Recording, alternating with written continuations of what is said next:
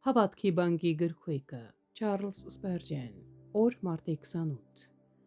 Տերը քեզ կդարձնի գլուխ և ոչ թե պոչ Երկրորդ Օրինաց 28-րդ գլուխ 13-րդ խոսք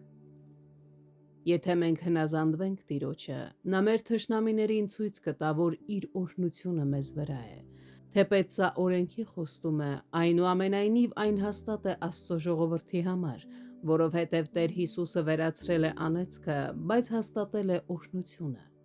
Սրբերին է պատկանում մարդկանց մեջ առաջնորդ լինել սուրբ ազդեցությամբ, նրանք չպետք է լինեն պոչ, որ քաշքշվում է այս ու այն կողմ ուրիշների կողմից։ Մենք չպետք է զիջենք ժամանակի ոգուն, այլ պարտավոր ենք ժամանակը բերել Քրիստոսի առաջ խոնարհվելու։ Եթե Տերը մեզ հետ է, մենք չենք խնդրի կրոնի հանդուրժողականություն, այլ նրա զորությամբ այն կբարձրացնենք հասարակության գահին։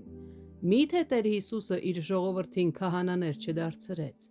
Անկասկած, նրանք պետք է սովորեցնեն, այլ ոչ թե սովորեն անհավատ փիլիսոփաներից։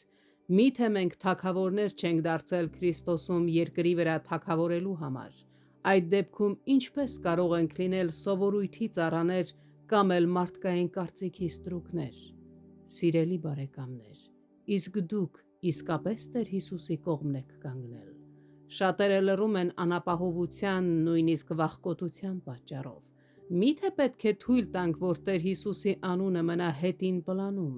Միթե մեր հավատքը պետք է պոչի պես քարշ գա մեր ետևից։ Չէ՞ որ մեր հավատքը պետք է առաջնորդի և դառնա որոշիչ զորություն թե մեր մեջ, թե ուրիշների համար։